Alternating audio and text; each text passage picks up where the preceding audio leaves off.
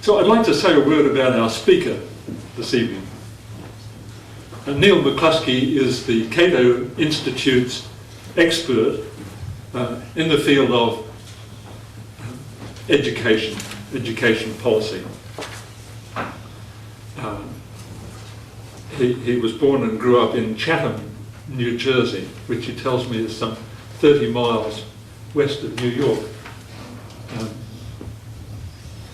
So he has a BA from Georgetown, which enabled him to make the acquaintance of Washington, which he apparently fell in love with.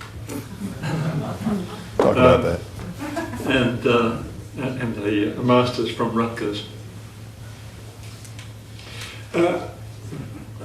Neal McCluskey has published a number of papers in this field, as you might imagine. He has a book coming out called, being published by Rowman and Littlefield, called The Feds in the Classroom. So, how big government, well, this is rather strong language, but corrupts, cripples and compromises American education. He also, he brought a number of copies of a study that the Cato Institute has published on the role of private education in Africa, which I think should prove very interesting to you. Well, I think without more ado, I would invite Mr. McCluskey to speak to us.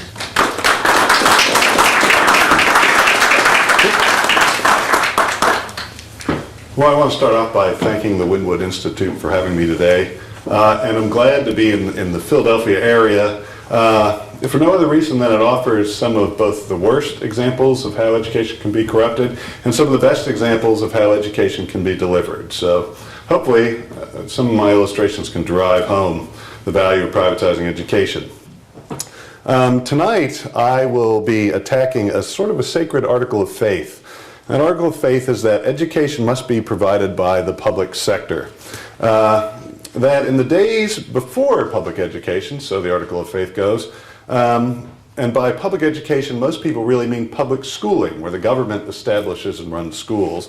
But the article of faith is before there was government-run schools, people lived largely in brute ignorance.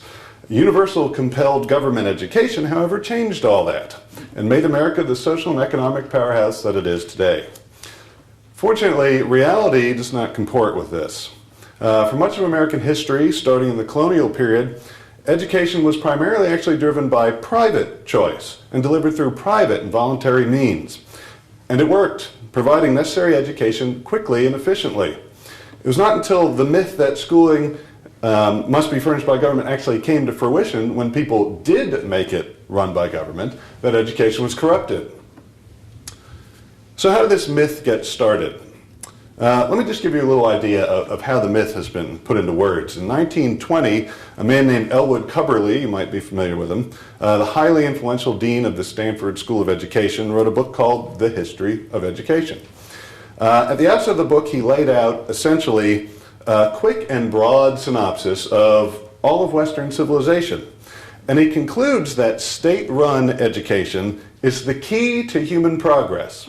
As he wrote at the end of his quick Western civilization lesson that started this book, and I quote, "With the spread of the state control idea as to education have also gone Western ideas as to government, human rights, social obligations.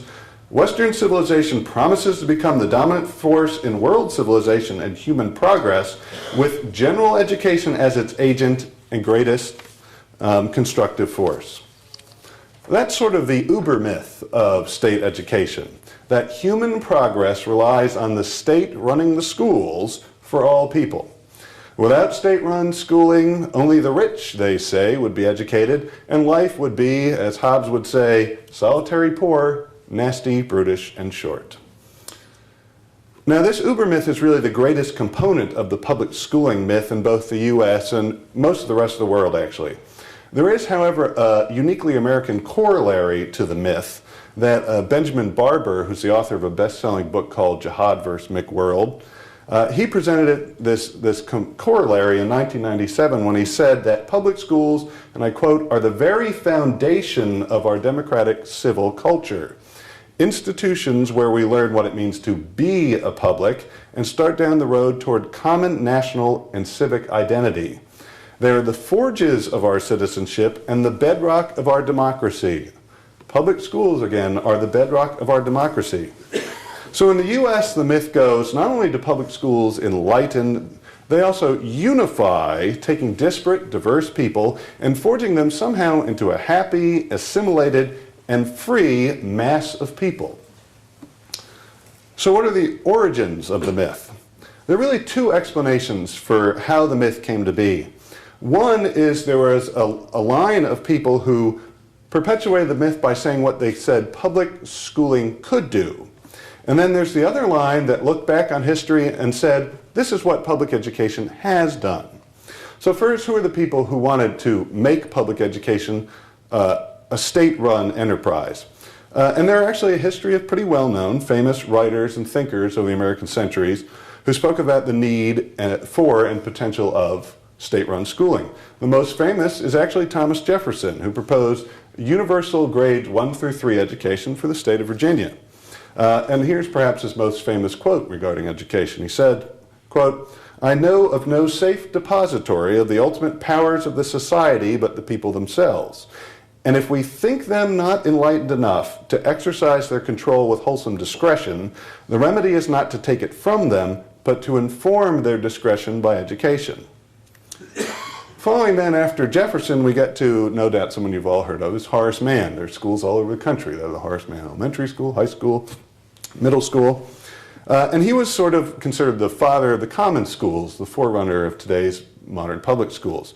And his 12th annual report to the Massachusetts State Board of Education, he said what he thought state schooling could be, and I quote from him. "Without money and without price," he declared, "a free school system throws open its doors and spread the table of its bounty for all the children of the state. Like the sun, it shines not only upon the good, but upon the evil, that they may become good. And like the rain, its blessings descend not only upon the just, but upon the unjust, that their injustice may depart from them and be known no more." It's a pretty lofty goal for state-run education. And the last great well-known philosopher when it came to education who wanted to make state-run schools the basis of education was John Dewey. And he is still largely the idol of what we'll call the education establishment. And as he wrote in his book, Education and Democracy, "A democracy is more than a form of government. It is primarily a mode of associated living, a conjoint communicated experience." You'll have to put up with this convoluted phraseology, but I continue. "The extension in space of the number of individuals who participate in an interest so that each has to refer his own actions to that of others and to consider the action of others to give point and direction to his own. It's the equivalent to the breaking down of those barriers of class, race, and national territory which kept men from perceiving the full import of their activity." And he says, "Obviously, a society to which stratification into separate classes would be fatal must see to it that intellectual opportunities are accessible to all on equable and easy terms." So there you have sort of the main three thinkers who said that state education can be the basis of our society. And they advocated the creation of a public schooling, a state-run schooling system. They wanted public schooling to be on the grounds, they wanted public schooling on the grounds that it would lighten and unify the people. But they acknowledged that such a system did not exist, and that's critically important. These people who wanted this system knew it didn't yet exist. Which takes us to those people who said, we've always had state-run public education, it's been the basis of our society. Starting around the turn of the 20th century and continuing on for several decades, the period when Cubberley, who I quoted before, wrote his History of Education in 1920, education history was largely being written not by historians, importantly, but education professors and people like their leader, Elwood Cubberley. And they exalted this record that they said of formal education, especially state-run education, and they painted a very bleak picture of what society would be like if there wasn't state-run education. Clearly, they had success in propagating their story. A recent quote from Paul D. Houston, who is the executive director of the American Association of School Administrators, shows the myth is alive and well. And he wrote recently, "If common schools go, then we are no longer America. The original critical mission of the common schools was to be places where the ideals of civic virtue were passed down to the next generation. They were to prepare citizens for our democracy. They were to be places where the children of our democracy would learn to live together." That's a pretty lofty charge that they give to the state schools, and that they say the state schools fulfill.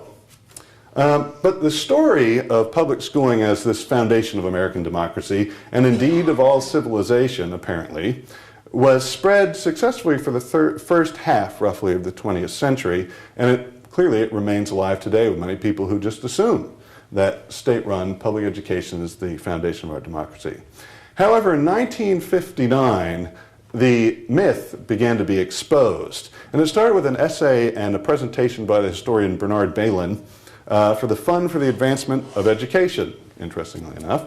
And I'm going to read you a fairly substantial quote from Bailyn's essay, "Education and the Forming of American Society," where he directly attacks the makers of the myth. He says, "For a whole generation of passionate crusaders for professionalism and education, history was not simply the study of the past. It was an arcane science that revealed the intimate relationship between their hitherto despised profession and the history of man. A subject that could give the neophyte an everlasting faith in his profession clearly deserved a central place in the curriculum. The history of education came to be taught as an introductory course, a form of initiation in every normal school, Department of Education, and teachers' college in the country. A subject of such importance could not be left to random development. The story had to be got right."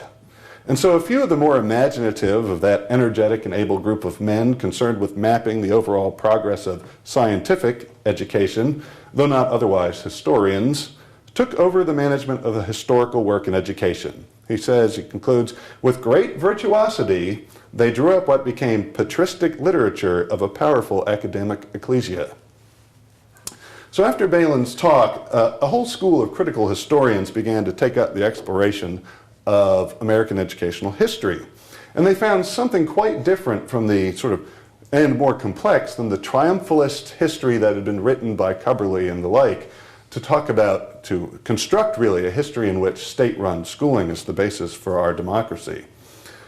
And we now look, just briefly, I'm going to run you through American educational history because it's very important, because it helps us to see how we went from a period in which, for a long time, education was privately funded, privately delivered, and voluntarily consumed, to what we have now, where you are compelled to go to school, and essentially the federal government has begun to dictate what everyone will learn. So we're starting the colonial era.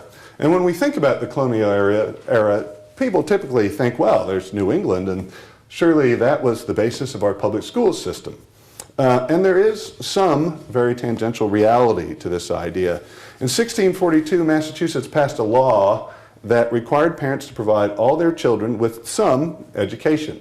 And in 1647, they passed something called the Old Deluder Satan Act that required all towns with 50 to 99 households to appoint a teacher to instruct students to read and write, and all towns with 100 or more households had to establish a grammar school. The reason that they had this law was largely religious. Puritans actually came over a highly educated group, and they felt that it was crucial for all Puritans to be able to read the Bible and understand the highly intellectual sermons of their ministers.